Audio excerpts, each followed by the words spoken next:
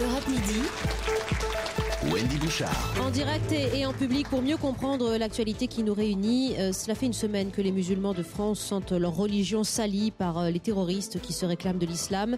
Dès mercredi, nous avons pu dialoguer avec le président du Conseil français du culte musulman, Dalil Boubaker.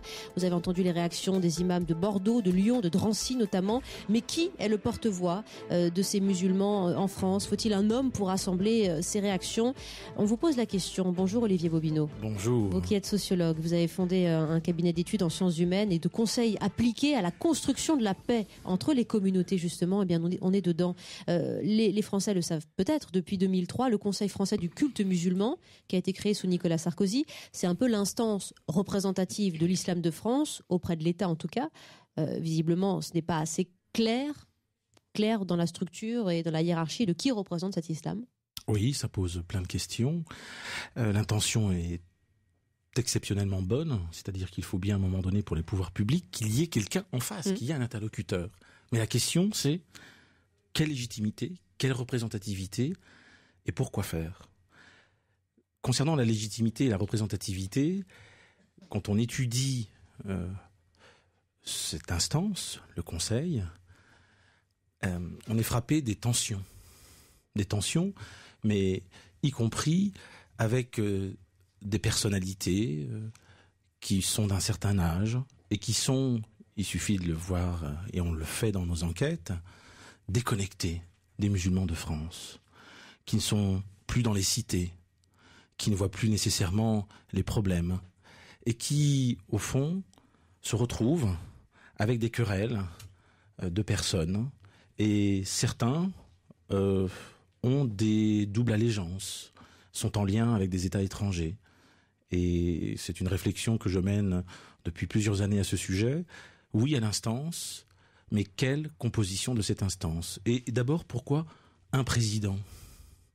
Quand on étudie l'islam, la chose la plus frappante, et c'est ce que je disais à mes étudiants, pour comprendre l'islam, il faut comprendre, c'est comme l'extrême gauche. C'est une galaxie de sensibilité.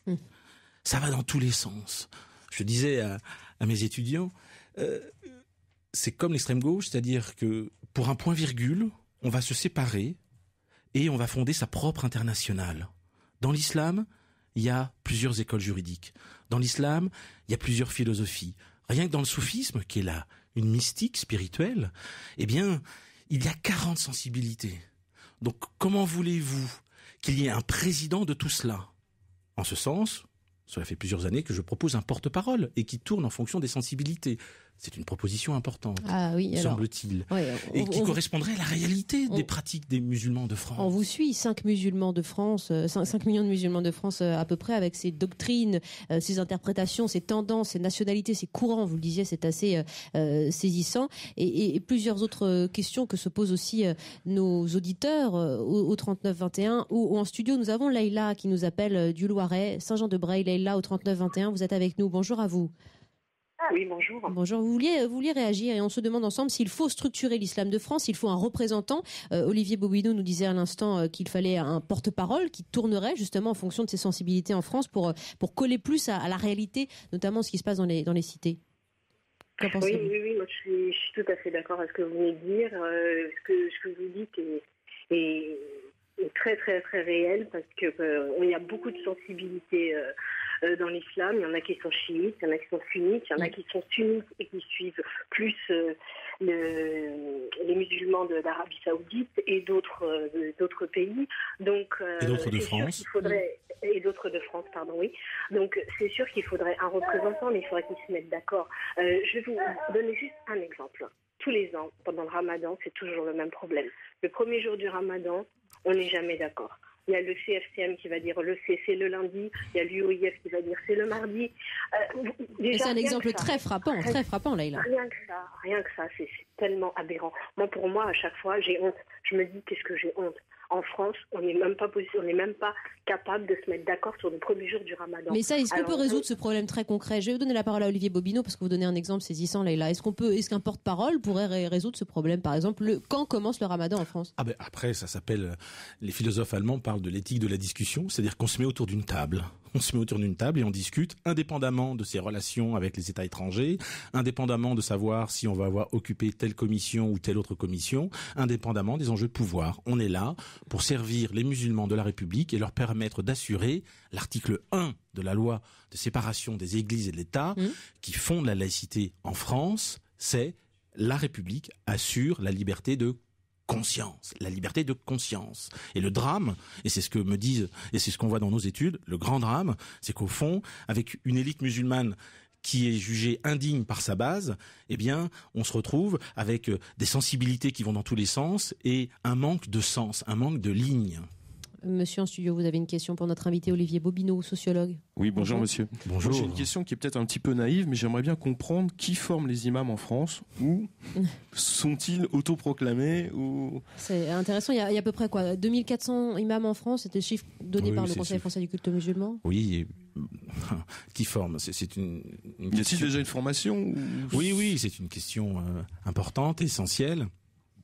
Il y a quelques années, donc, nous avons fondé et dirigé cette formation des imams à la laïcité, et nous avions eu déjà quelques difficultés puisqu'aucune université publique ne voulait l'accueillir.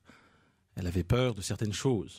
Bien, on leur rappelait, notamment à ces universités qu'on avait contactées, qu'ils accueillaient des prêtres, des popes, des pasteurs, d'autres ministres du culte. Et là, c'était simplement des étudiants qui peut-être seraient un jour ministres du culte. Les imams, on peut les comparer aux prêtres ou aux rabbins pour les autres religions ? Oui, alors oui, ce sont des guides spirituels, qui animent. En latin, animer, ça veut dire donner un souffle, qui donne un souffle à la communauté, en effet.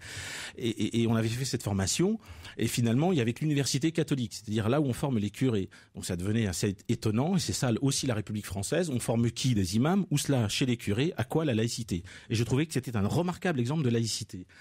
Mais ce que je veux dire, c'est que derrière, l'arbre ne doit pas cacher la forêt. Le vrai problème, me semble-t-il, c'est aussi le modèle d'intégration. C'est aussi le modèle d'intégration. Nous venons d'un modèle d'intégration qui repose sur l'assimilation. C'est une métaphore digestive. C'est-à-dire qu'on demande aux personnes, déposez vos bagages à l'entrée du territoire de la République, faites comme si vous n'aviez pas de racines, pas d'identité, pas d'histoire, et puis vous allez avoir accès à une citoyenneté, oui, et c'est fondamental, mais une citoyenneté finalement sans visage, sans parcours, sans aspérité.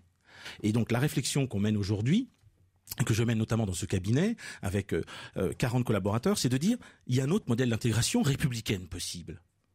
On appelle ça, nous, la créolisation des identités. La créolisation des identités, c'est-à-dire de se dire, en un endroit, il y a une rencontre des cultures, et ça va générer une langue, un langage, une fraternité nouvelle où tous nous sommes égaux, libres, Olivier mais Bobineau. Différents. Et ça, c'est important parce que l'arbre ne doit pas cacher la forêt. C'est très important, mais la réponse concrète à monsieur qui forme les imams, elle est relayée aussi par Jean-Yves et par d'autres auditeurs. Est-ce qu'il y a des structures de formation ? Oui, il en existe 3 en France. La difficulté, si vous voulez, c'est que notamment celle que j'ai pu ici ou là diriger et fonder, la difficulté, c'est d'éviter la reproduction des combats du CFCM dans cette structure. Parce que, de nouveau, on se retrouve avec, s'il y a, par exemple, un noyautage d'une sensibilité musulmane, les autres ne vont pas y venir. Avec des interprétations différentes des textes qui pourraient prendre... C'est pas qu'une question d'interprétation des textes. C'est aussi une question de dominante politique, de lien avec une tendance politique ou des figures de l'islam, et qui aboutit finalement à ne pas laisser la place aux jeunes générations, et y compris aux musulmans qui sont nés sur le territoire de la République française et qui veulent pratiquer leur liberté de conscience. Merci Olivier Bobineau. On aura l'occasion de reparler de cette structuration et hiérarchie dans la communauté musulmane de France. C'est passionnant comme sujet. Merci. Avec vous. Vous qui avez fondé le cabinet d'études en sciences humaines et conseils appliqués à la construction de la paix entre les communautés.